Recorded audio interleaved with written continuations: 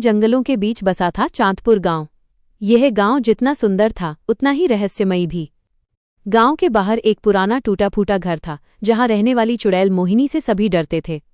लोग कहते थे कि वो बच्चों को उठा ले जाती है, लेकिन किसी ने कभी सच नहीं जाना। इसी गांव में रहती थी छोटी सी लड़की मीरा।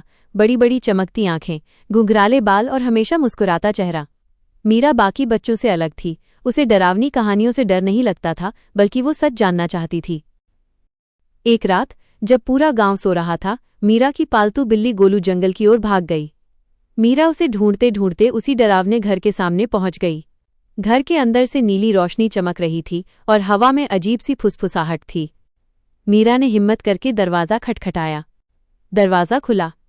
सामने खड़ी थी चुड़ैल मोहिनी। लंबा काला चोगा, सफ़ेद बाल, लेकिन आंखों में अजीब सी उदासी। मीरा डरने के बजाय बोली, आंटी, क्या आपने मेरी बिल्ली देखी है? मोहिनी चौंक गई। वर्षों बाद किसी बच्चे ने उसे डर के बिना देखा था। उसने धीमी आवाज में कहा, अंदर आओ। दोस्ती की नई शुरुआत। घर के अंदर सब कुछ जादुई था। उड़ती किताबें, चमकते शीशे और कोनों में जुगनुओं जैसी रोशनी। गोलू एक कोने में बैठा दूध पी रहा था। मीरा उसे देखकर हंस पड़ी। धीरे धीरे मीरा रोज वहां आने लगी। वो मोहिनी से बातें करती, उसे कहानियां सुनाती। पहली बार मोहिनी को एहसास हुआ कि वो डरावनी नहीं, बस अकेली है। एक दिन मीरा ने पूछा, सब आपसे डरते क्यों हैं? मोहिनी की आंखें भर आईं।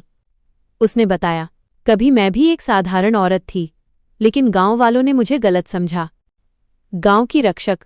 उसी रात गांव में भयानक तूफान आया। मोहिनी ने अपने जादू से गांव को बचाया।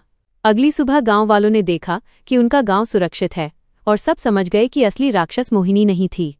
मीरा ने मोहिनी का हाथ पकड़कर कहा, अब आप अकेली नहीं हो। उस दिन से मोहिनी उस घर की चुड़ैल नहीं रही, वो बन गई चांदपुर की रक्षक।